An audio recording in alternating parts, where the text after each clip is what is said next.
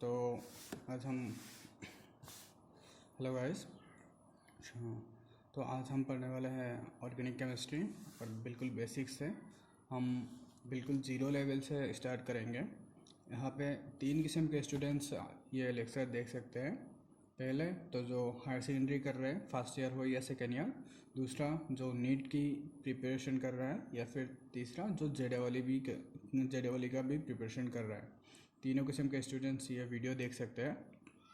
तो पहले हम आप अगर नीट के लिए प्रिपेयर कर रहे हो या तो जेई के लिए प्रिपेयर कर रहे हो, तो आप देखो कि ऑर्गेनिक केमिस्ट्री का सिग्निफिकेंस कितना है। अब नीट के लिए ही आप देख लीजिए, नीट के लिए टोटल क्वेश्चंस केमिस्ट्री से आते हैं 45। तो 45 में से अप्रोक्सीमेट 20 क्वेश्चंस ऑर्गेनिक केमिस्ट्री से उठाया जाता है। तो आप समझ सकते हैं कि ऑर्गेनिक केमिस्ट्री का सिग्निफिकेंस कितना ज़्यादा है। और जेई मेन का भी देखिए, 30 क्वेश्चन में से 12 या 13 क्वेश्चन ऑर्गेनिक से उठाया जाता है। और हायर सेकेंडरी में भी तो ऑब्वियसली आपको पढ़ना ही है, क्यों। तो यहाँ आप नोट्स तो नेट से भी या बुक से भी देख सकते हैं, लेकिन कुछ टॉपिक्स रहते हैं जो हमारा क्लियर नहीं होता नोट्स या बुक्स देख के। आप वो टॉपिक्स यहाँ पे देख सकते हो अपने कॉन्सेप्ट डेवलप करने के लिए। अगर आपका ऑर्गेनिक में या फिर केमिस्ट्री में ही कहो इंटरेस्ट बिल्कुल ज़ीरो है, पढ़ने का मन ही नहीं होता, तो इतना तो मैं एश्योर कर सकता हूँ कि आप अगर ये लेक्चर्स देखेंगे तो यहाँ ऑर्गेनिक या कहो कि पूरी केमिस्ट्री आपको इंटरेस्टिंग लगने लगेगा। केमिस्ट्री आपका एक बोनस सब्जेक्ट है, ऐसा मैं बोल सकता हूँ। अगर आप नीट की प्रिपरेशन कर रहे हो तो फिजिक्स एंड बायोलॉजी में तो ऑब्वियसली आप अच्छा हो गए, तभी आप नीट के लिए प्रिपरेशन के लिए गए हो। तो और फिजिक्स थोड़ा सबके लिए थोड़ा टफ रहता है, और केमिस्ट्री आपको बहुत अच्छा रैंक दिला सकता है, क्योंकि केमिस्ट्री में मार्क्स कैरी करना, गेन करना बहुत इजी रहता है। और अगर आप जेई के प्रिपरेशन कर रहे हो तो केमिस्ट्री में अगर आप 15 क्वेश्चन भी कर लिए तो आपका सिलेक्शन पक्का है, क्योंकि 15 से आपका 60 मार्क्स आ जाएगा। कट ऑफ भी रहता है 100-110 ऐसा कुछ, तो आपका हो ही जाएगा। तो चलिए स्टार्ट करते हैं टॉपिक। पहले तो ऑर्गेनिक केमिस्ट्री, ठीक है। पहले हम क्या देखते हैं, केमिस्ट्री। तो केमिस्ट्री को हायर सेकेंडरी के लेवल पे, मतलब 11-12 के लेवल पे 3 हिस्सों में बांटा गया है। पहला हिस्सा जो है उसे हम बोलते हैं फिजिकल केमिस्ट्री। दूसरा है इनऑर्गेनिक केमिस्ट्री। तीसरा जो है ऑर्गेनिक केमिस्ट्री। देखिए, केमिस्ट्री तो पूरा ही है, लेकिन उनमें से तीन डिवीज़न बनाया गया है। और मेरी मानिए तो सबसे ज़्यादा इजी आपको ऑर्गेनिक केमिस्ट्री ही लगेंगे। मुझे भी लगता है, आपको भी यही लगेगा शायद। किसी को फिजिकल अच्छा लगता है, इनऑर्गेनिक मैक्सिमम लोगों को बुरा ही लगता है, क्योंकि सबसे ज़्यादा एक्सेप्शन इनऑर्गेनिक में रहता है। तो ज़्यादातर लोगों को ऑर्गेनिक ही अच्छा लगता है। आई होप आपको भी लगे लेक्चर्स के देखने के बाद। ध्यान से देखिएगा, आप कैसे भी देख सकते हैं। जहाँ पे आपको लगे कि थोड़ा नोट्स वगैरह कर लेना चाहिए, आप कर सकते हैं पॉज करके, ठीक है। तो अब बात आता है कि हम पढ़ने वाले ऑर्गेनिक केमिस्ट्री। तो ऑर्गेनिक केमिस्ट्री आखिर है क्या, सवाल ये आता है कि केमिस्ट्री तो है, ठीक है, ऑर्गेनिक केमिस्ट्री है क्या। उसमें से हम पढ़ने वाले हैं ऑर्गेनिक केमिस्ट्री। देखिए, शुरू करते हैं ऑर्गेनिक केमिस्ट्री से।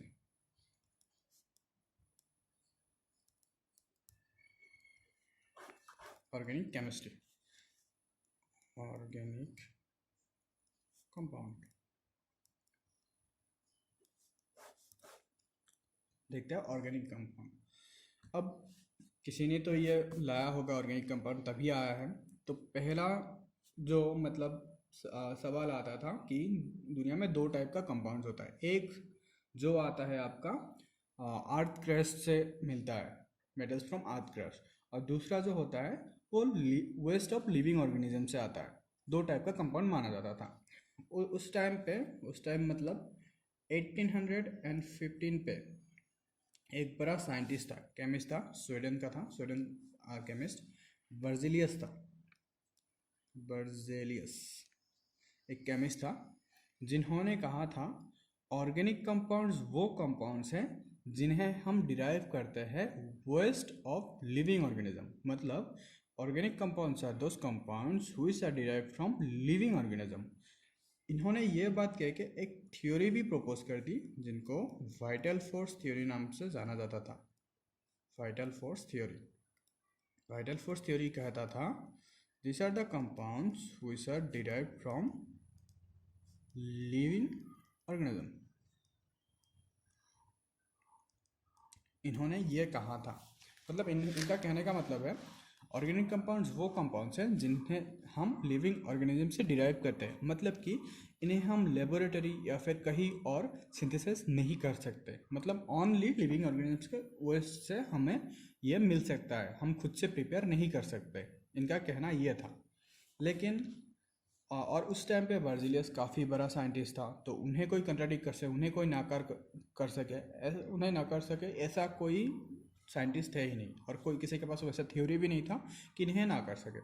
लेकिन 1828 में फ्रांस का एक साइंटिस्ट है, एक केमिस्ट वोलर नाम करके, वो कुछ अपने ही लेबोरेटरी में कुछ एक्सपेरिमेंट्स कर रहा था विथ अमोनियम साइनेट के साथ कुछ एक्सपेरिमेंट्स कर रहा था, हीट वीट कुछ कर रहे थे। उनको मिला एक कंपाउंड NH2COO NH2, एक कंपाउंड मिला उन्हें, और इसे हम जानते हैं यूरिया के नाम से, जो कि है एक ऑर्गेनिक कंपाउंड। पहले तो वोलर खुद शॉक हो गए, क्योंकि वर्जिलियस के वाइटल फोर्स थ्योरी के मुताबिक ये बस लिविंग ऑर्गेनिज्म से मिलना चाहिए था ऑर्गेनिक कंपाउंड्स, लेकिन वोलर ने जो किया उससे ऑर्गेनिक कंपाउंड आ गया। उससे ये प्रूफ हुआ कि वाइटल फोर्स थ्योरी जो था वो था गलत, क्योंकि ये लेबोरेटरी में बना, और वाइटल फोर्स थ्योरी कहता था कि लेबोरेटरी में ऑर्गेनिक कंपाउंड्स नहीं बनाया जा सकता, तो वॉलर ने वो किया। उसके बाद काफ़ी सारे कंपाउंड्स आने लगे और वाइटल फोर्स थ्योरी फ्लॉप हो गया। तो ऐसे आया हमारा ऑर्गेनिक कंपाउंड्स। अब आता है कि ऑर्गेनिक केमिस्ट्री मेनली है क्या, क्योंकि वाइटल फोर्स थ्योरी ने जो कहा था वो तो गलत साबित हो गया। तो अब ऑर्गेनिक केमिस्ट्री है क्या, फिलहाल बात आता है ये। तो मॉडर्न ज़माने में जब हम ऑर्गेनिक केमिस्ट्री को OC लिखेंगे, तो अब मॉडर्न जो डेफिनेशन है वो है ऑर्गेनिक कंपाउंड्स आर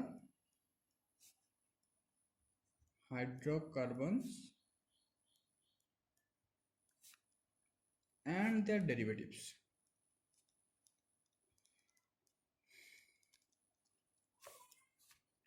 तो मॉडर्न जो डेफिनेशन आया वो आया organic compounds are hydrocarbons and their derivatives.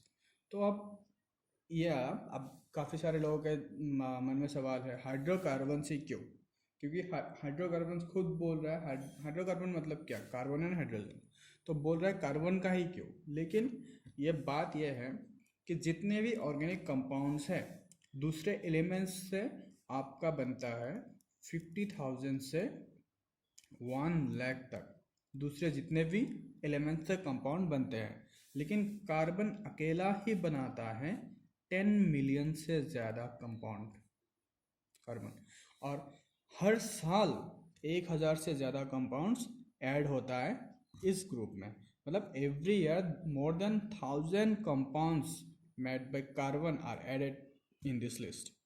समझ रहे हैं कार्बन का सिग्निफिकेंस ऑर्गेनिक केमिस्ट्री में कितना ज़्यादा है। इसीलिए organic chemistry are hydrocarbons and their derivatives, organic compounds hydrocarbon से ही बनते हैं। तो और बाकी कुछ एलिमेंट्स भी है जिन्हें ये 50,000 जो कहा गया है 50,000 तो 1,00,000, यहाँ पे कुछ है लाइक नाइट्रोजन होगा, सल्फर होगा, ऑक्सीजन होगा, फॉस्फोरस होगा, ये भी आते हैं। तो अब हम क्लासीफाई करते हैं ऑर्गेनिक कंपाउंड्स की। अब हमें थोड़ा बहुत नॉलेज है कि ऑर्गेनिक केमिस्ट्री आखिर है क्या, तो अब हम क्लासीफाई करते हैं ऑर्गेनिक केमिस्ट्री की। यह है ऑर्गेनिक केमिस्ट्री। ऑर्गेनिक कंपाउंड्स को मेनली दो हिस्से में बांटा गया है। एक आता है आपका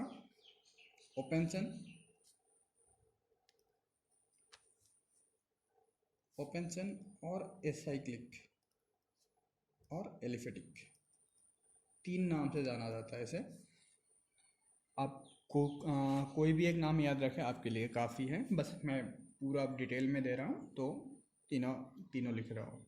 अगर इधर ओपन है तो इधर ऑब्वियसली क्लोज्ड ही होगा, इधर ओपन चेन है तो इधर क्लोज रिंग है। और नेक्स्ट आता है आपका साइक्लिक और रिंग आता है। दो हिस्सों में बांटा गया है मेनली, ओपन चेन और क्लोज चेन। इनको भी फिर अलग किस्म में बांटा गया है। ओपन चेन को बांटा गया है आपका दो हिस्सों में, एक आता है आपका सैचुरेटेड, दूसरा आता है अनसैचुरेटेड। घबराने की ज़रूरत नहीं है, हम हर एक वर्ड को, हर एक टाइप को डिटेल में डिस्कस करेंगे, डिटेल में एक्सप्लेन करेंगे, आप बस लेक्चर के साथ जुड़े रहिए। और क्लोज रिंग को हम दो हिस्सों में बांटते हैं, होमोसाइक्लिक एंड हेट्रोसाइक्लिक। हम हर एक टाइप को बारीकी से पढ़ेंगे, ठीक है। अब आते हैं हाइड्रोकार्बन आखिर है क्या, थोड़ा बहुत दिमाग में तो ये आता है।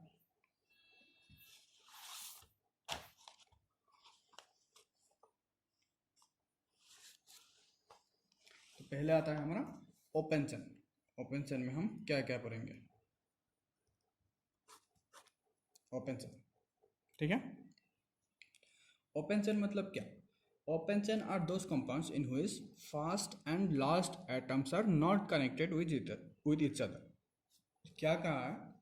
फर्स्ट चेन और लास्ट, फर्स्ट कार्बन और लास्ट कार्बन जो है एक चेन का, वो कनेक्टेड नहीं होना चाहिए, ये कहता है ओपन चेन।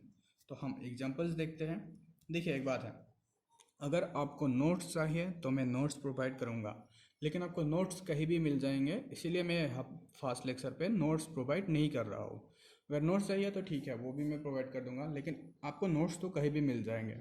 मैं बस टॉपिक्स को डिस्कस कर रहा हूँ, ध्यान से स्टडी कर रहा हूँ, तो आप यहाँ से सीख सकते हैं। अगर आपको नोट्स चाहिए तो ठीक है, वो भी मैं प्रोवाइड करूँगा, आप कमेंट सेक्शन में बोल सकते हैं। मैं यहाँ पे नोट्स नहीं प्रोवाइड कर रहा फिलहाल। तो ओपन चेन क्या है? Open aliphatic compounds are those compounds in which first and last carbons are not connected with each other. First carbon और लास्ट कार्बन जो वो एक दूसरे से कनेक्टेड नहीं है। एग्जांपल देखिए, अगर हम 4 कार्बन का एक कंपाउंड ले, क्या फर्स्ट कार्बन और लास्ट कार्बन एक दूसरे से कनेक्टेड है? नहीं है। बीच में 2 कार्बन हैं जो इनसे कनेक्टेड है, लेकिन ये दोनों आपस में कनेक्टेड नहीं है। ये हुआ आपका अनब्रांच्ड, इसे अनब्रांच्ड कहा जाता है। अनब्रांच्ड क्यों कहा जाता है, ये आप खुद से भी सोच सकते हैं क्यों। क्योंकि देखिए ये एक स्ट्रेट चेन है, क्या इसमें कोई ब्रांचिंग है? किसी भी कार्बन के साथ ब्रांचिंग नहीं है, तो ये हुआ आपका अनब्रांच्ड। और ये देखिए, एक कार्बन, 2 कार्बन, 3 कार्बन, ये कार्बन, ये कार्बन, ये ब्रांच्ड है।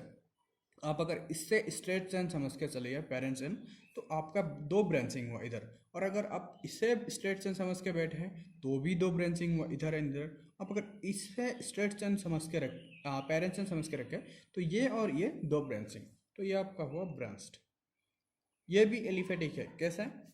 इस ये कार्बन और ये कार्बन देखिए, अगर आप फर्स्ट कार्बन और लास्ट कार्बन देख रहे हैं, फर्स्ट लास्ट एक दूसरे से कनेक्टेड नहीं है, बीच में एक कार्बन है उससे कनेक्टेड है, लेकिन आपस में कनेक्टेड नहीं है। तो ये भी हुआ आपका ओपन चेन और एलिफेटिक, ठीक है।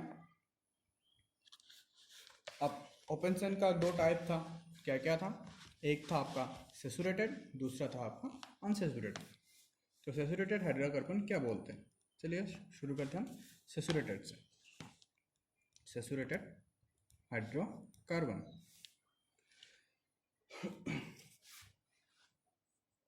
सैचुरेटेड हाइड्रोकार्बन्स को हम एल्केन के नाम से भी जानते हैं। इसे हम क्या कहते हैं? एल्केन्स। क्यों कहते हैं ये देखिए। सैचुरेटेड कार्बन मतलब क्या? जो एक कार्बन कंपाउंड होगा लेकिन उसमें ओनली सिंगल बॉन्ड से रहेंगे, ना डबल बॉन्ड देखने को मिलेगा ना ट्रिपल बॉन्ड, सिर्फ और सिर्फ सिंगल बॉन्ड्स रहेंगे। एग्जांपल देखिए, अब ये ले सकते हैं। मैं किसी भी कंपाउंड का नाम फिलहाल नहीं बोल रहा हूँ, क्योंकि अगर आप नए हैं चैनल पे नहीं, मतलब आप ऑर्गेनिक केमिस्ट्री, आप नए हैं ऑर्गेनिक केमिस्ट्री में, आप पहले नहीं पढ़े हो, लाइक हाई स्कूल में थोड़ा बहुत नॉलेज होगा, लेकिन आप हायर सेकेंडरी के स्टूडेंट्स हो और मैं पहले से नाम बोल दूँ तो आप कंफ्यूज हो जाओगे। और जो लोग नीट की या फिर जेई का प्रिपेयर कर रहे हैं, ऑब्वियसली आपको ये सब पता होगा, फिर भी आपके रिविज़न के लिए और डिटेल्स स्टडी के लिए आप देख सकते हो, आपके लिए फ़ायदेमंद होगा।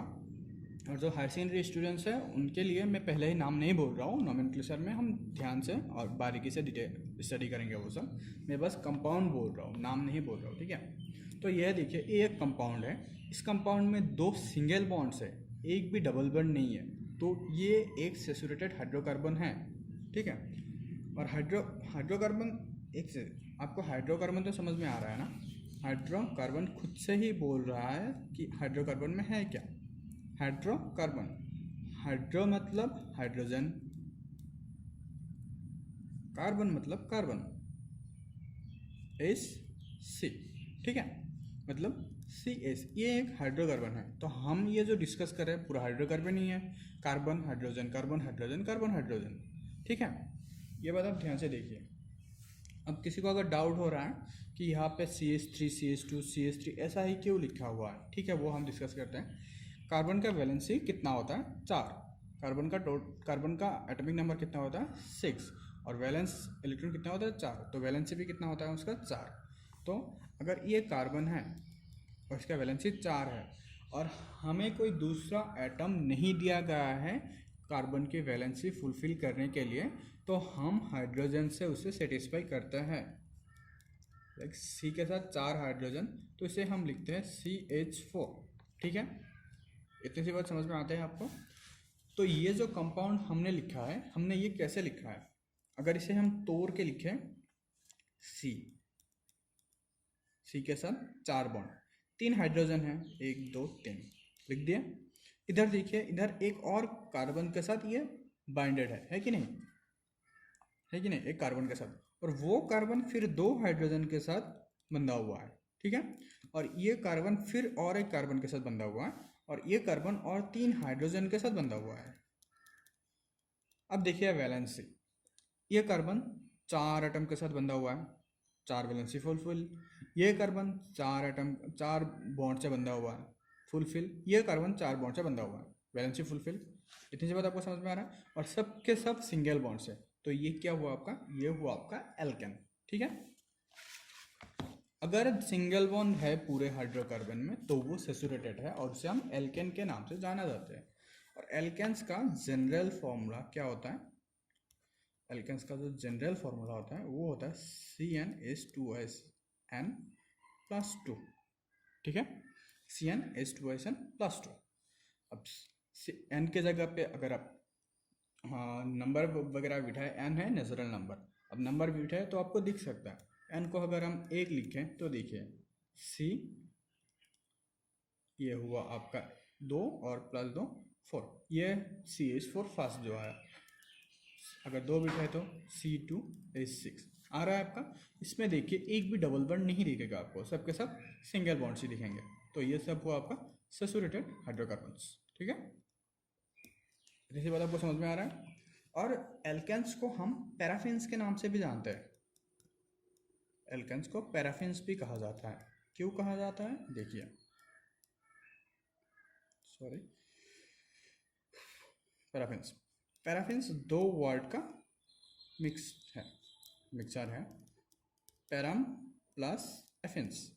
इन दोनों का मतलब क्या है, पैराम होता है लिटिल और एफिन्स होता है रिएक्टिविटी। पैराफिन्स जो होता है लिटिल रिएक्टिविटी होता है। तो एल्केन्स को क्यों पैराफिन्स कहा जाता है, एल्केन्स में ओनली सिंगल बॉन्ड्स रहता है, मतलब सिग्मा बॉन्ड्स रहता है, और सिंगल बॉन्ड रहने की वजह से ये लेस रिएक्टिव होता है, इसीलिए इसे पैराफिन कहा जाता है, ठीक है। यह है आपका सैचुरेटेड हाइड्रोकार्बन्स। हम नोमेनक्लेचर बाद में ध्यान से डिस्कस करेंगे, ठीक है।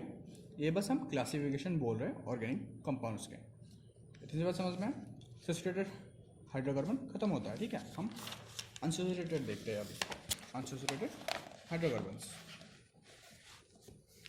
आपको कहीं भी डाउट हो आप उस पॉइंट को कमेंट सेक्शन में बोल सकते हैं, हम डिटेल्स में फिर से आपको वो समझा देंगे, ठीक है।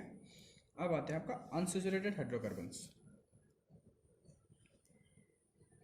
तो अगर आप थोड़ा सा अभी ध्यान लगाएंगे तो आपको समझ में आएगा अनसैचुरेटेड क्या है। अगर हम सैचुरेटेड आपको समझ में आया तो सैचुरेटेड में क्या कहा गया है, अगर सिंगल बॉन्ड्स है हाइड्रोकार्बन्स में तो वो है सैचुरेटेड। तो अनसैचुरेटेड क्या होगा, सिंगल बॉन्ड्स ना होना।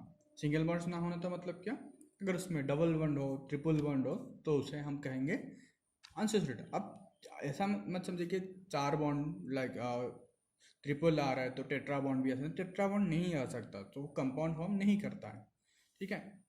अब यहाँ पे देखिए, अगर 2 कार्बन में ये देखिए CH2, ये रहा आपका डबल बॉन्ड CH3, ठीक है, इतनी सी बात ठीक है। ये है आपका, इसे हम कहेंगे एल्केन। अगर डबल बॉन्ड तो एल्केन CH3, ठीक है, इसे हम कहेंगे एल। ये नाम नहीं है, ठीक है, ये इस कंपाउंड का नाम नहीं है, ये टाइप्स है। अनसैचुरेटेड में 2 टाइप है, जैसे कि सैचुरेटेड में हम कहते हैं एल्केन, तो अनसैचुरेटेड में 2 है, एल्किन एंड एल्काइन। क्या कौन सा क्या है? अगर डबल बॉन्ड है तो उसे हम कहेंगे एल्किन। अगर ट्रिपल बॉन्ड है तो उसे हम कहेंगे एल्काइन। क्लियर है इतनी सी बात? अगर डबल बॉन्ड है तो एल्किन, अगर ट्रिपल बॉन्ड है तो एल्काइन, ठीक है। अब देखिए, एल्किन के लिए जनरल फॉर्मूला क्या है? एल्किन के लिए CnH2SN। देखिए, पहले हमारा एल्केन का जनरल फॉर्मूला क्या था? CnH2SN+2। आप अगर नोट कर रहे हैं तो आप देख सकते हैं, अगर नहीं तो आप बैक जाके देख सकते हैं। एल्केन का जो था CnH2SN+2 था, एल्किन का CnH2SN, और एल्काइन का क्या है? CnH2SN-2। मतलब ये जो राइट साइड पे +2 था वो पहले घट गया तो एल्किन हो गया, और 2 घट गया तो एल्काइन हो गया, ठीक है। एग्जाम्पल के लिए देखिए, अगर आप यहाँ पे 2 बिठा रहे हैं C2H2 C2H4, ठीक है, और अगर यहाँ पे आप 2 बिठा रहे हैं C2 4 हो रहा है और H भी 2 हो रहा है, ठीक है, ऐसे आपका कंपाउंड आता है। इसी बात समझ में आता है आपको? ईजी है बिल्कुल। एल्किन एल्काइन, ठीक है। आपका जो ओपन चेन जो था, एलिफेटिक जो था, उसका एलिफेटिक का पूरा क्लासिफिकेशन यहाँ पे खत्म होता है।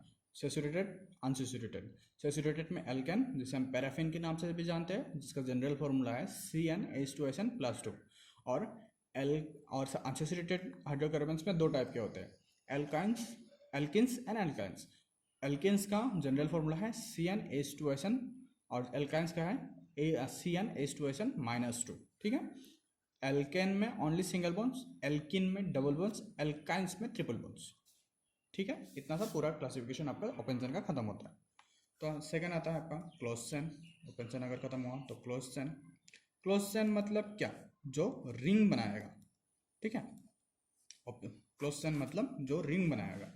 अब मतलब हमने ओपन चेन में एलिफेटिक्स में पहले क्या पढ़ा था कि अगर फर्स्ट कार्बन और लास्ट कार्बन एक दूसरे से कनेक्टेड ना हो तो उसे हम कहते हैं एलिफेटिक। तो ऑब्वियसली क्लोज चेन में उसका अपोजिट होगा। फर्स्ट तो यहाँ पे होगा close chain compounds are those compounds in which first and last carbons are attached with each other. तो मतलब क्या? फर्स्ट कार्बन और लास्ट कार्बन जो है वो एक दूसरे से कनेक्टेड है, अटैच्ड है, तभी उसे हम क्लोज चेन कंपाउंड्स कहेंगे, ठीक है। इतनी सी बात।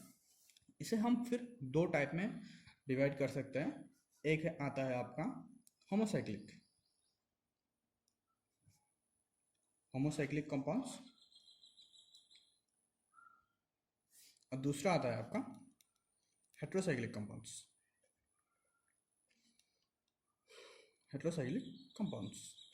एक आता है आपका होमोसाइक्लिक कंपाउंड्स, एक आता है आपका हेट्रोसाइक्लिक कंपाउंड्स। अब बात है होमोसाइक्लिक कंपाउंड्स मतलब क्या? होमोसाइक्लिक कंपाउंड्स मतलब वो कंपाउंड जिसमें ओनली कार्बन ही रहेंगे, ठीक है। होमोसाइक्लिक में ओनली कार्बन ही रहेंगे, कार्बन के अलावा दूसरा कोई नहीं रह सकता, ठीक है। इतनी सी बात। होमोसाइक्लिक मतलब जो रिंग बनेगा उसमें कार्बन के अलावा अब दूसरे कोई भी एटम नहीं दिखेंगे। इसमें भी फिर आपको 2 टाइप के दिखते हैं होमोसाइक्लिक में। एक तो रहता है आपका एलिसाइक्लिक और दूसरा रहता है आपका एरोमेटिक, ठीक है। पहले तो होमोसाइक्लिक क्या, जिसमें ओनली कार्बन रहता है, कार्बन के अलावा आपको दूसरा नहीं दिखेगा, ओनली कार्बन एटम से और एलिसाइक्लिक क्या है? This are the compounds having the properties like aliphatic compounds. ये वैसा कंपाउंड्स है जिसका ओपन चेन की तरह वो प्रॉपर्टीज है, मतलब रिंग जैसा नहीं है। ठीक है, तो कैसा है मतलब इसका कुछ एग्जांपल लीजिए। एग्जांपल है आपका साइक्लोप्रोपेन होगा। ठीक है, फॉर्मूला बिल्कुल एलिफेटिक जैसा। साइक्लोब्यूटेन लीजिए, नाम मैं बाद में आपको समझा दूंगा। ठीक है, बस मैं एग्जांपल दिखा रहा हूँ। एरोमेटिक मतलब क्या? This compounds consist of at least on benzene ring. ठीक है, अब बेंजीन रिंग क्या है? Benzene ring 6 member carbocyclic ring having alternative single and double bonds. ठीक है, एरोमेटिक मतलब क्या? एक बेंजीन रिंग होता है, बेंजीन मतलब 6 कार्बन से जुड़ा हुआ रिंग, उसे हम alternative double bond and single bond, ये डबल बॉन्ड यहाँ पे सिंगल बॉन्ड, ये डबल बॉन्ड यहाँ, ये सिंगल बॉन्ड, ये डबल बॉन्ड, ये सिंगल बॉन्ड, ये पूरा जो है ये एक एरोमेटिक रिंग है। मैं आपको एरोमेटिक रिंग के बारे में ध्यान से बाद में समझा दूंगा नेक्स्ट टॉपिक में जहाँ पे एरोमेटिक रिंग आएगा। ये बस आप समझ लीजिए कि ये एक क्लासिफिकेशन। ठीक है, एरोमेटिक का अलग ही एक टॉपिक होता है और वो काफ़ी फास्ट टॉपिक है एरोमेटिक। ठीक है, एरोमेटिसिटी, एरोमेटिक क्या होता है, कैसे ये एरोमेटिक बनता है, मैं आपको पूरा समझा दूंगा जब ये आएगा। बस ये ध्यान रखिए कि होमोसाइक्लिक का 2 टाइप होता है। एक होता है एलिसाइक्लिक। एलिसाइक्लिक में एक जो रहता है, एलिसाइक्लिक जो रहता है वो बिल्कुल ओपन चेन जैसा प्रॉपर्टीज दिखाता है, और दूसरा जो होता है वो एरोमेटिक होता है। ठीक है, और अब दूसरा आता है हेट्रोसाइक्लिक। हेट्रोसाइक्लिक कंपाउंड अगर होमोसाइक्लिक में ओनली कार्बन से बना हुआ तो ऑब्वियसली आपको आइडिया हो ही गया होगा हेट्रोसाइक्लिक क्या होगा। हेट्रोसाइक्लिक में कार्बन के अलावा भी दूसरा एटम्स रहेंगे, जैसे कि आप इस कंपाउंड को ही देख लीजिए, ये डबल वन, ये डबल वन, यहाँ पे अगर ऑक्सीजन लगा दिया गया तो इसे हम कहेंगे फ्यूरन। ठीक है, नाम सॉरी मैंने नाम दे दिया, लेकिन इसे बस फ्यूरन के नाम से आप याद रख सकते हैं। मतलब कि यहाँ पे कार्बन के अलावा भी दूसरे एटम रहेंगे। ठीक है, इतनी सी बात।